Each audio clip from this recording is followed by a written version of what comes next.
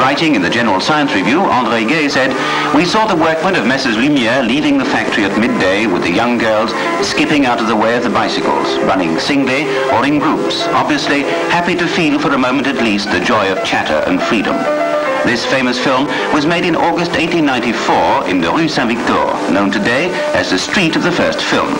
Louis Lumiere had hidden his camera in the ground floor room of the house opposite, a trick used by later film directors on many occasions. Feed time for baby. Auguste Lumiere and his wife in their house in Lyon. On the garden table, the silver coffee pot and display of liqueur bottles testify to the luxury which came with well-earned success. However, there is one very small detail which at the period caused a sensation. In the background, behind the family group, the leaves move with the wind. Here are some pages from the family album with the titles given to them by Louis Lumiere. Tea Time for Three Babies.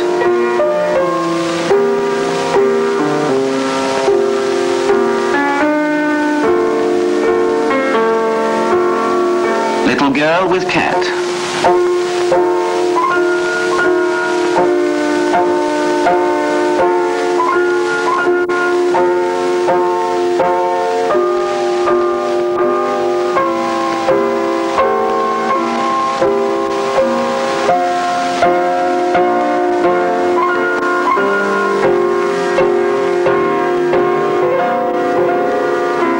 Baby's first steps.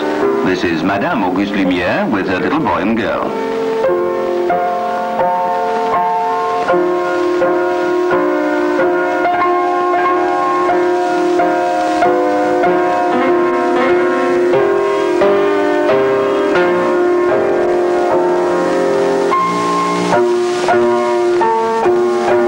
Children's Round.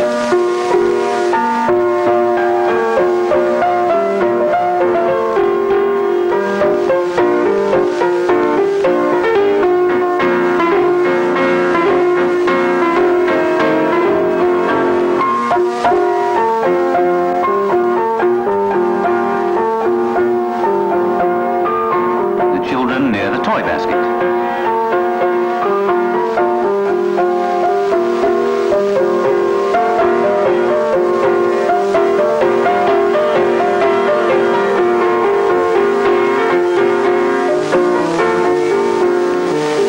Tea in the open air. Here the children are shown in a garden which was probably that of their grandmother. Sea bathing. Antoine Lumiere had a private port built close to his house at La Ciotat on the Mediterranean.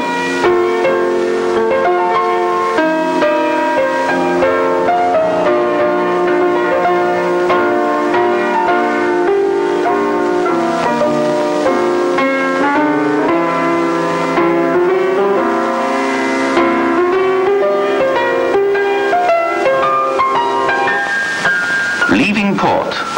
On the pier, with the light behind them, are the ladies Lumiere and their children. The end of a fine summer's day. Showers. This was taken on the terrace of the house at La Ciotat after a bathing party.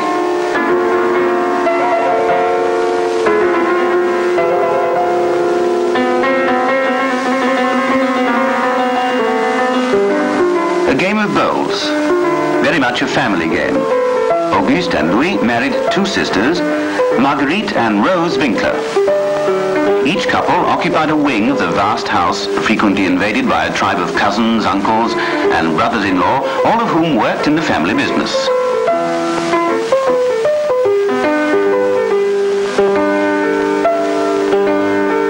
The concert. At that time, film wasn't fast enough to take indoor scenes, so the piano had to be taken out onto the terrace.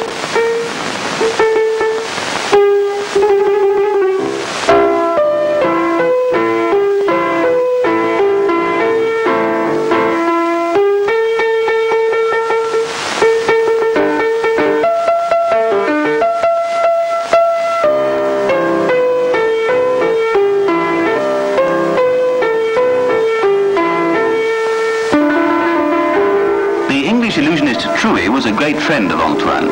He was well known on the music halls.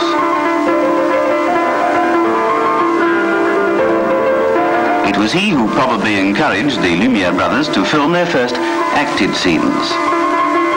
He appeared in the famous game of écarté, where he is seen on the right. Opposite is Monsieur Winkler, the brother's father-in-law. On the left, Antoine Lumiere is seen lighting a cigar.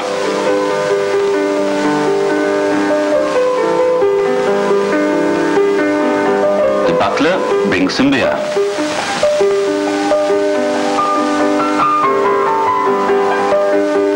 His movement is perhaps too vigorous. And yet the balance of the figures is hardly disturbed. The composition of the picture is rather like Cézanne's card players. Children's maids wait for their employers to return from their excursion. This is the return to port. The French bourgeoisie was only too pleased to see the reflection of their wealth in the mirror held up by the Lumiere brothers. The French bourgeois lived off the income from their capital. The wealthy classes of Lyon tended to live off the income from their income. Savings grew as the dividends fell from their shares in the Suez Canal, the port of Rosario, or Ottoman loans. Louis Lumiere was a first-class cameraman. He went to Paris eager to film the streets of the capital, the Pont Neuf. In the background, to the right of the statue of Henry IV, are the old houses which were torn down to build a department store. The open-air painters began their revolution by setting up their easels outside the studio, by painting light as an element. The film was to complete this revolution. The technical quality of these films is quite remarkable. Here are a few examples. Louis Lumiere soon learned the value of composition, lighting, and exposure. The beauty of the photography was also helped by the quality of the film developed by the Lumiere brothers. The orthochromatic emulsion gave very pure black shadows and graduated halftones. It almost gave an impression of relief. The Saint-Victor factory in Lyon. It was situated in the same street as the Lumiere factory.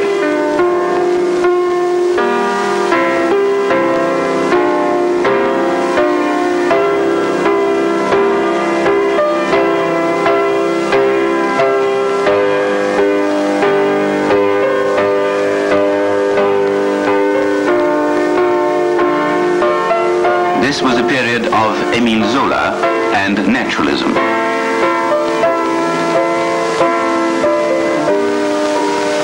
Began with a still photograph, which after a few moments started to move. The train gave the impression of rushing upon the spectators, who remained open-mouthed, dazed, surprised beyond all speech. The woman who detaches herself from the crowd and moves towards the train is Madame Lumiere, the mother of the two brothers, with two of her grandchildren. As the spectators moved about in front of the camera, which remained stationary, close-ups and general views were intermingled, but all of them sharp and in focus. In this way, the principle of film cutting was born. After the arrival of the train at La Ciotat, the program continued with the blacksmiths. The enthusiasm of contemporary spectators was unbounded. One journalist even saw colors in the film, writing, "We saw the iron redden in the fire, lengthening as the blacksmith hammered it. When he plunged it into the water, we saw a cloud of steam suddenly blown away by the wind." According to Fontenelle, it was nature caught in the act.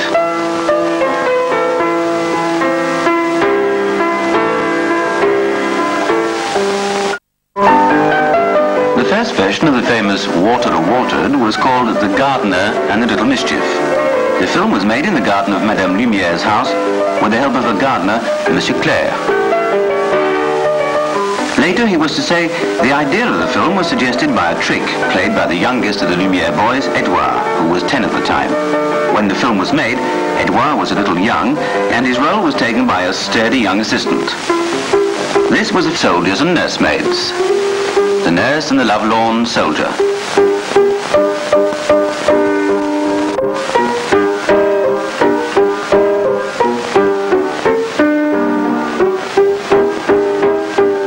This sketch was filmed in the garden by the Lumiere's first cameraman, Monsieur Promiot. It was acted by workers from the factory.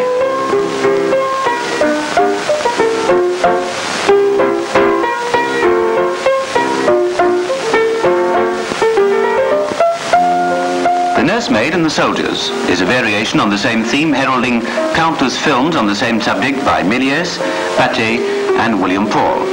The scene was filmed on the factory site.